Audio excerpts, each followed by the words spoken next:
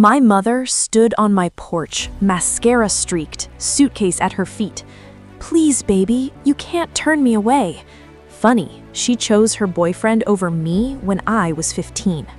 The woman who kicked me out at 15 showed up at my door 22 years later, begging to move in. She brought a suitcase, tears, and zero shame. "You're my daughter. You can't do this to me." That's what she said on my porch, but when she threw me out at 15, being her daughter didn't matter. My name is Tamara. I'm 37 years old. I work as a property manager for a small but growing real estate group. I handle tenant relations, lease negotiations, and building maintenance across 12 residential units. I'm practical, organized, and unshakable under pressure. Life made me that way. My mother, Diane, remarried when I was 13. A man named Victor who didn't want kids around. I was treated like a burden from day one. My older brother Keith was the one they always praised, Victor's little project, the son he never had. Keith got attention, new clothes, rides to practice.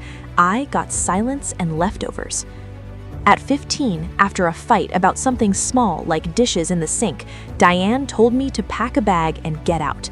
Victor stood behind her, arms folded, smirking. I spent the next 3 years bouncing between a friend's couch, a shelter, and eventually a group home. I didn't have a family. I didn't have a safety net, but I had 22 years of survival behind me and a front door that was finally mine. If you ever had to raise yourself because the people who were supposed to protect you didn't, subscribe right now. This community is for you. Drop your age in the comments when you had to start figuring life out alone. Click hype. This story is about to unfold. Let's go. I hadn't spoken to Diane in over 6 years. After she kicked me out at 15, I clawed my way through life alone. GED, community college, entry-level jobs that barely covered rent. Eventually, I landed my property management role. 2 years ago, I bought a modest 3-bedroom house. It's not a mansion, but it's mine. Every payment, every repair, every piece of furniture earned by my hands alone. Then out of nowhere, Diane called. I almost didn't answer. Her voice was shaky, performative, a mix of desperation and entitlement. "Baby, I need your help. Victor left. He took everything. The car, the savings account. Keith's in trouble and can't help. You're the only one I've got left." I was stunned. "You haven't called me in 6 years. You kicked me out when I was a child. Why would you call me now?" Her tone shifted, sharp beneath the tears. "Because you're my daughter. That's what daughters do. They help their mothers. I gave you life, Tamara. You owe me that." I set a boundary. I told her I needed time to think. She pushed harder. "Think? I'm about to be on the street. You've got that house with extra rooms. I know because Keith told me." That stopped me cold. Keith, my brother who hadn't spoken to me in years, was feeding her information about my life? What none of them knew, not Diane, not Keith, not a single relative blowing up my phone, was that I had someone in my life they'd never heard of, and she was more powerful than all of them combined. Through my work in property management, I'd built a relationship with a woman named Judith Calloway. Judith was an investigative journalist for the city's largest newspaper. She covered housing fraud, elder scams, and stories about family exploitation. We'd bonded 2 years earlier over a tenant dispute case I helped her research. Over time, she became a mentor to me, someone who saw my intelligence and my toughness and actually respected both. When I told Judith everything, the rewritten history, the pressure from relatives, the doorstep ambush with the camera, she recognized the pattern immediately. "This isn't a mother wanting reconciliation," she said. "This is someone building a public narrative to take what's yours." Judith helped me pull public records, and what we found was devastating. Diane and Victor had filed for bankruptcy 3 years earlier, but before that, they'd taken out a line of credit using forged documents listing my social security number. A credit card had been opened in my name when I was 17, without my knowledge. My credit had been quietly damaged for years by my own mother. She didn't just abandon me, she used me, even after I was gone. And now I had the receipts, every single one. Judith committed fully, not just as a journalist chasing a story, as a mentor who refused to watch a young woman get exploited twice by the same person. She helped me obtain my full credit reports, the fraudulent account records, and complete documentation of the identity theft. She connected me with a consumer protection attorney who filed a formal identity theft report and began the process of restoring my credit. Judith sat across from me in her office, the hum of the newsroom steady behind the glass wall, and said something I'll never forget. Your mother didn't just kick you out, Tamara. She profited off your name while you were rebuilding from nothing. That's not just bad parenting, that's a crime.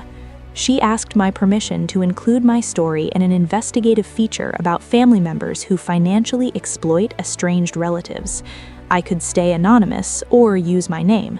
I chose my name. Meanwhile, Diane was escalating. She posted on Facebook tearful selfies, captions about being abandoned by my own child. Relatives shared them with heart emojis and prayer hands. The comment sections were full of people calling me heartless, people who didn't know a single thing about what really happened. Keith called one final time. You've got one more chance to do the right thing. After that, don't expect anyone in this family to ever speak to you again. Diane told a cousin she was going to fight for her rights as a mother and hinted she might try to claim partial ownership of my house, since family property should be shared. They were posting tearful videos and threatening me with silence.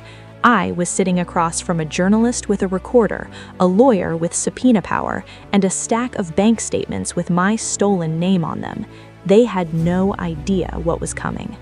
Every summer, the extended family holds a reunion cookout at a rented pavilion in a county park. 80+ relatives. It's the one event everyone attends. This year, Diane had positioned herself as the guest of honor. The struggling mother narrative was in full effect. She sat at the center table while relatives hugged her and whispered about my cruelty. The smell of barbecue smoke hung thick in the humid air. I walked in. The crowd went quiet. Whispers rippled through the pavilion. Keith crossed his arms. Diane looked up with rehearsed shock. "Baby, you came?" I walked to the front, calm, carrying a folder. I asked for 2 minutes of everyone's attention. Aunt Rochelle scoffed from the side. "If you're here to apologize to your mother, it's about time." I'm not here to apologize. I'm here to tell the truth, because the story you've all been told is not what happened. I told them about the night I was kicked out at 15, the exact words Diane used, where I slept that first week, the shelter that smelled like bleach and old mattresses, the group home, details no one ever heard because no one ever asked. Diane tried to interrupt. "That's not how it happened. You left on your own." I held up the folder. "Then explain this." I revealed the identity theft, the credit card opened in my name at 17, the fraudulent charges, the damaged credit that followed me for years while she and Victor spent money under my name. I read key entries aloud. The pavilion went silent. You could hear the charcoal crackling in the grill 30 feet away. Keith stepped forward. "Where'd you get that? You're making this up." The consumer protection attorney who filed my identity theft report got it. So did the journalist who's publishing this story next week, with my name by my choice. I turned to Diane. "You kicked me out, stole my identity, showed up at my door asking to live in my house. When I said no, you told everyone I was the villain. I'm done being your story, Mom. This is mine now." Diane sat frozen. No tears, no performance, just silence. I set the folder on the table and walked out. No one followed, no one stopped me. A few younger cousins were crying. An uncle put his head in his hands. 4 months later, Judith's article was published. My story was featured prominently. It went regional. Hundreds of readers shared their own experiences of family identity theft. The the consumer protection attorney successfully removed the fraudulent accounts from my credit. My score jumped over 100 points. I refinanced my mortgage at a better rate. Diane faced a formal identity theft investigation. No charges were filed because of the statute of limitations, but the public record was devastating. Her Facebook sympathy campaign disappeared overnight. Keith stopped calling entirely. 2 cousins who were at the reunion reached out with genuine apologies. They didn't know. I accepted cautiously but kept my boundaries firm. I planted a small garden in my backyard. I tend it every morning before work, something I grow myself from nothing that no one can take from me. I framed the deed to my house and hung it in the hallway, not out of pride, as a promise. She put me out at 15 and told me I'd never make it. I made it, and the door to my house opens for people who never closed theirs on me. If the people who were supposed to protect you were the ones who hurt you most, if a parent abandoned you, used you, or rewrote the story to make themselves the victim, I want you to know something. You survived that, and you matter. Subscribe and share your story in the comments. This is a safe place for the truth. Click hype to help this story reach others who need it. Did this story hit home? Let me know by liking the video and sharing your thoughts in the comments. I know this one cuts deep, and if it found you at the right time, I'm glad it did.